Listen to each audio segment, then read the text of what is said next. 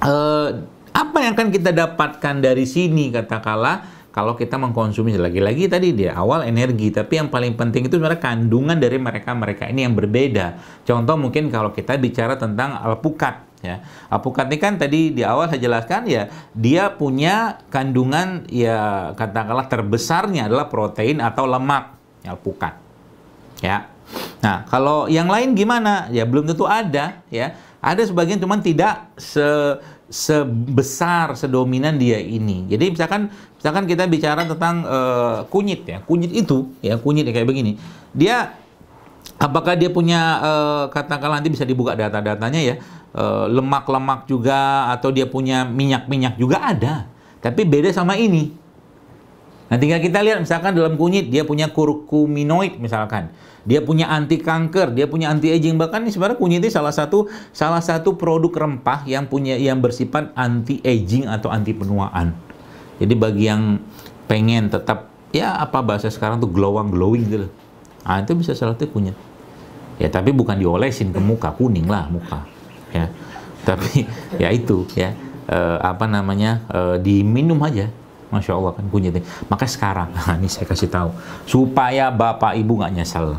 Ya, saya bukan jualan obat ini, kayak orang jualan obat aja. Amerika tuh sekarang ya, itu para naturopatinya itu, saya kemarin sempat tanya kepada saudara yang tinggal di sana itu, sekarang lagi gencar-gencarnya itu mempopulerkan kurkumin ini, kunyit. Kan dalam kunyit ada kurkumin. Meskipun temulawak juga ada kurkuminnya juga, tapi secara umum kunyit lah. Ya, saya katakan nih jangan sampai minum ini nanti satu gelasnya 25.000 baru sadar kita manfaatin dia. Jadi sekarang kan orang lebih bangga tuh beli minuman-minuman apalah tuh, minuman milenial gitu kan. Goceng-goceng gitu kan, ada 7.000 juga dapat gitu kan. Tapi nanti ya tinggal tuh rutin kan saja minum-minum itu, insya Allah nanti diabetes sudah menunggu lah gitu loh bahasa saya gitu loh. Ya, rutinkan saja, nanti ya bersiaplah dengan penyakit berat. Jadi umur 20 tahun keropos, umur 30 tahun sudah masalah di ginjal, masalah di pankreas, rutinkan saja. Kalau nggak sadar-sadar kan sayang.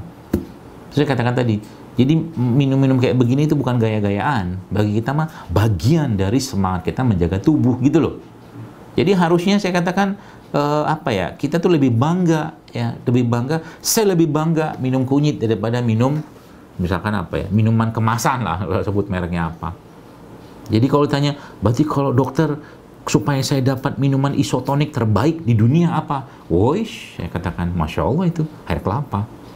Air kelapa itu kan minuman isotonik terbaik di dunia. Mau kelapa muda, mau kelapa tua, mau kelapa hijau, kelapa apa lagi tuh, terserah lah. Minum aja air kelapa. Kadang-kadang saya katakan, ya Allah itu abang air kelapa itu kan, ya Allah kalau dia tahu tuh manfaat air kelapa itu dijual mahal itu. Air kelapa tua itu juga masih banyak manfaatnya itu. Kadang-kadang orang kan 1.000 aja dikasih seabrek-abrek. Air kelapa tua itu kan diambil santannya. Kadang-kadang saya katakan, ya Allah ini manusia gitu ya. Mereka orang kita belum tahu aja, belum berilmu. Jadi akhirnya apa? Buang-buang santannya. Santan tuh bagus, kelapa tuh bagus. Santannya bagus ya, tapi ketika dipanaskan rusak dia. Maka saya katakan ya kalau yang suka kopi, daripada kopinya Anda pakai dairy ya, produk-produk susu ya dari sapi yang tidak ketemu matahari, jarang ketemu sama temennya, jarang ngobrol sama temennya, jarang nginjak rumput, udah pakai kelapa santan aja. Kopi campur santan, enak kok, bisa dibikin tuh, gitu loh. Seperti itu, dan jauh lebih sehat. Makanya orang-orang yang tahu ya ilmu ini tuh kadang-kadang mereka minum kopi itu bahkan pakai lemak dari sapi namanya ghee. Nah, jadi lemak dari sapi campur sama ghee itu biar kopinya strong, kuat, kasih tenaga. Karena lemak tuh bagus. Jadi santan kan isinya lemak. Nah, itu ya seperti